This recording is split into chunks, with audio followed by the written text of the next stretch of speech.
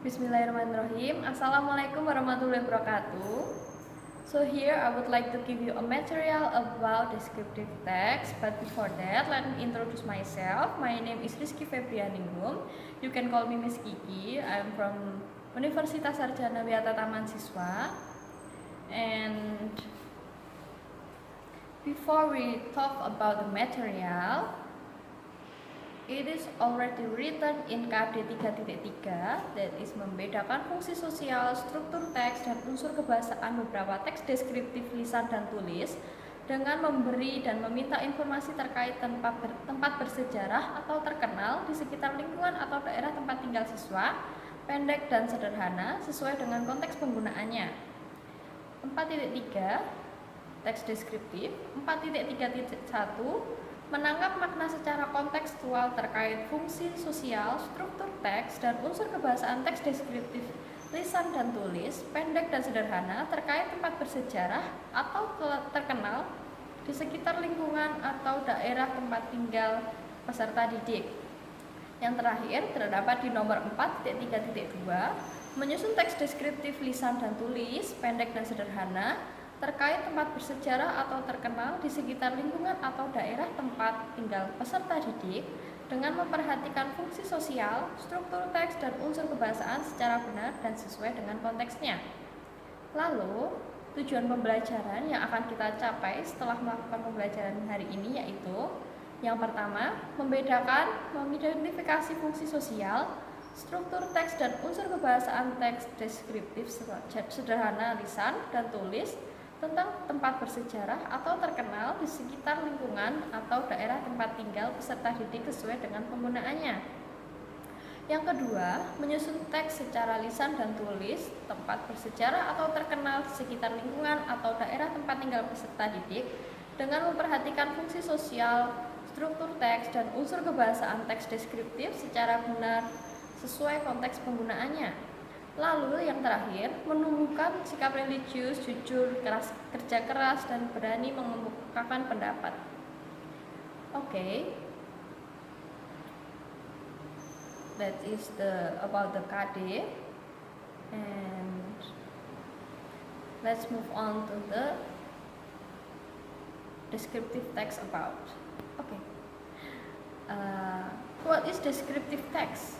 Descriptive text is a text which says what a person or a thing is like. Its purpose to describe and reveal a particular person, place, or things. It is about sensory experience, how something looks, sounds, and tastes. Mostly it is about visual experience, but description also deals with other kinds of perception. In descriptive text, there are generic structure. The first one is about general statement or description. It contains about the introduction of a person, place, animal, or object will be described. And the second is series of paragraph or identification. It contains a description of something such as animals, things, place, or person by describing its features, forms, color, shapes, or anything related to what the writer describes. And the third one is concluding paragraph. Each one focusing on a different part or area builds up to a complete description of the subject. Then, what is the purpose of the description text? It is to present facts and information about subject by describing its part and characteristic. And then let's move on about the language feature on descriptive text. There are 5 language features. The first one is simple present tense. Second one is adjective and adverb. Third one is language style. And the fourth is passive voice. And the fifth is noun phrase. But in this opportunity, we only talk about 3 language features. There are simple present tense, passive voice, and noun phrase. The first one is noun phrase. Noun phrase is a group of 2 or more words that is headed by a noun. The noun, it can be a person, place, or thing that includes modifier. For the example, the, a of them with her. A noun phrase plays the role of a noun. In a noun phrase, the modifiers can come before or after the noun. The example of noun phrase: Funny Mickey. The noun phrase of Funny Mickey is Mickey itself. And this table, the table is a head noun of the noun phrase. And then let's move on to the next material, that is simple present tense. What is simple present tense? It is used to describe habits, unchanging situation, general truths, and fixed arrangement. The simple present tense is simple to form. Just use the base of the verb, that is verb 1, for the example like I take, you change, they sing, and etc. The third person singular takes an S at the end of the verb. For the example, he takes, she change, we change, and then the structure of the simple present tense is subject plus verb 1 and object. The simple present tense is used for, the first one is for habits. For the example, he drinks tea at breakfast, they watch television. And the second for repeated action or events. For example, we catch the bus every morning. It rains every afternoon in the hot season. The third is for general truths. The earth revolves around the sun. And the fourth is for instruction or direction. For example, open the packet and pour the contents into hot water. The fifth is for fixed arrangement. For example, his mother arrives tomorrow. Our holiday starts on the 26th March. And the sixth with future construction. She will see you before she leaves. We will give it to her when she arrives. Because the simple present tense is just a base form of the verb, we can make a positive sentence, question sentence, and interrogative sentence from question sentence or negative sentence from simple present tense. For the example of positive sentence is, you speak English. For the negative sentence, do you speak English? For the interrogative sentence, that is, do you speak English? And the negative sentence, you don't speak English. Okay. And in the third person singular, the verb always ends in S. For example, he wants, she needs, he gives, and she thinks.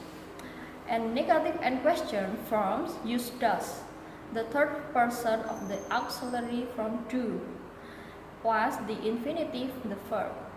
He wants, for the example, he wants ice cream. He doesn't want ice cream. The verb that ending in Y change from Y to be IES. For the example, from fly to be flies, cry to be cries.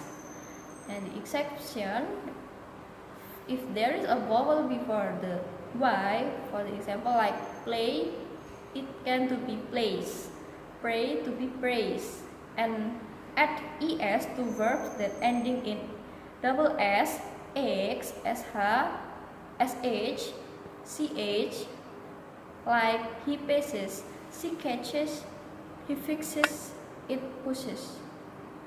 And then for the third language features, there is passive voice. The structure of passive voice is subject plus to be plus past participle. The use of passive voice is used when the focus is on the action. It's not important or not known, however, who or what is performing is the action. For example, a letter was written. The focus here is on the fact that a letter was written. We don't know, however, who wrote it. And then, if in bahasa Indonesia we know melakukan, dilakukan, in passive voice we only focus on dilakukan itself. So the action or the verb to be past participle should be past participle, and the subject from the active sentence to be passive sentence. If in active sentence the structure is subject plus verb plus object, then in passive voice we change from the object to be the subject and the subject to be the object. Alright, I think that's all the material that I give to you. So if you have any difficulty related to descriptive text, please ask me, and you can read any references in the internet, and please stay healthy. Don't forget, always wash your hand, because I want you to keep your health and stay hydrated, and don't forget to help your parents after you do your class. And see you next week. Wassalamualaikum warahmatullahi wabarakatuh.